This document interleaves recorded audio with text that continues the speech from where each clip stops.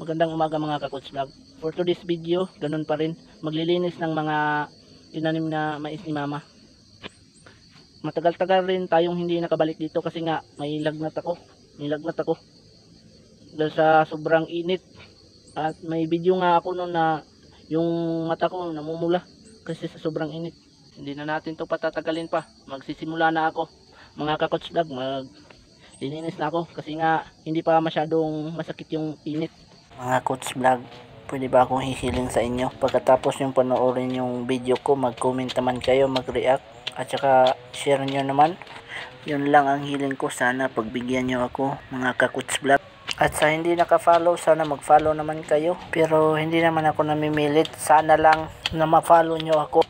Kasi alam nyo, sa panahon ngayon, hindi na kailangan mahihiya pa. Kailangan pakapala na kasi nga ang mahal ng mga bilihin ngayon. Lahat ng trabaho, papasukin na natin. Kahit mahirap man. At hanggang dito na lang ang ating pag-voice record kasi nga yung boses ko, napapagaw na ako. Pasensya na. Tignan nyo na lang ang buong video kung anong ginagawa ko dyan. Paano ko yan tinatrabaho yung mais ni Mama.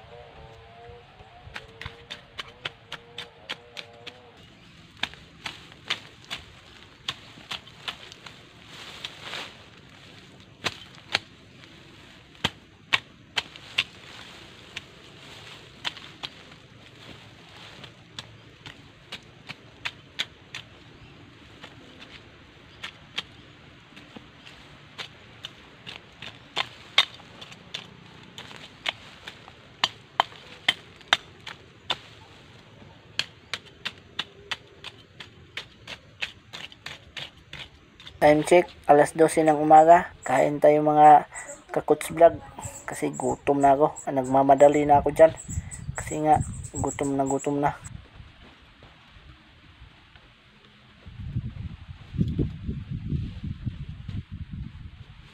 Siyempre, ang ulam natin, tinulang isda. Kasi yan lang yung kaya natin. Isda lang muna. Sunod na ta magkarne. Oh.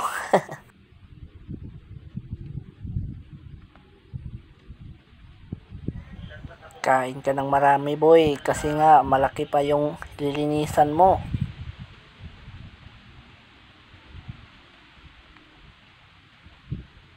Sarap ng buhay mo dyan boy.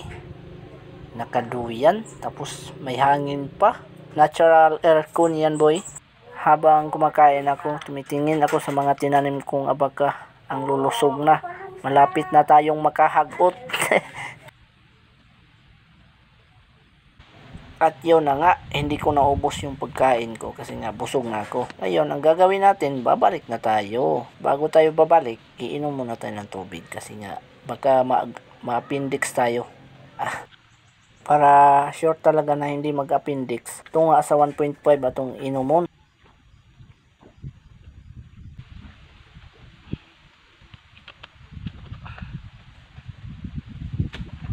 Ganyan tayo, mag-relax lang kapag kumakain, tapos kumain, balik na agad. Bomba marilo tani. Ang lakas ng katawan kasi bagong kain, parang hindi tinatabla ng Makating sagbot oh. Kunwari hindi Makati, sobra lang. Pero alam nyo, walang Makati sa taong may pangarap. Ganun talaga, maghirap tayo bago umangat. Sana lang aangat.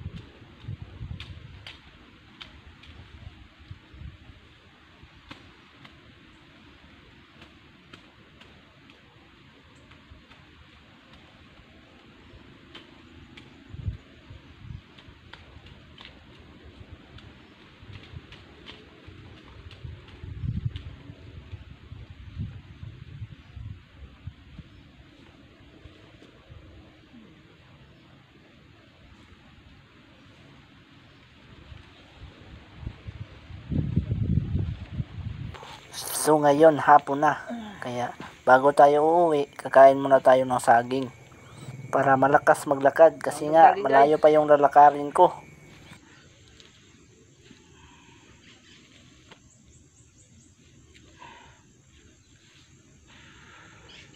Masarap talaga ng saging kapag walang halong medisina. Laking nature talaga.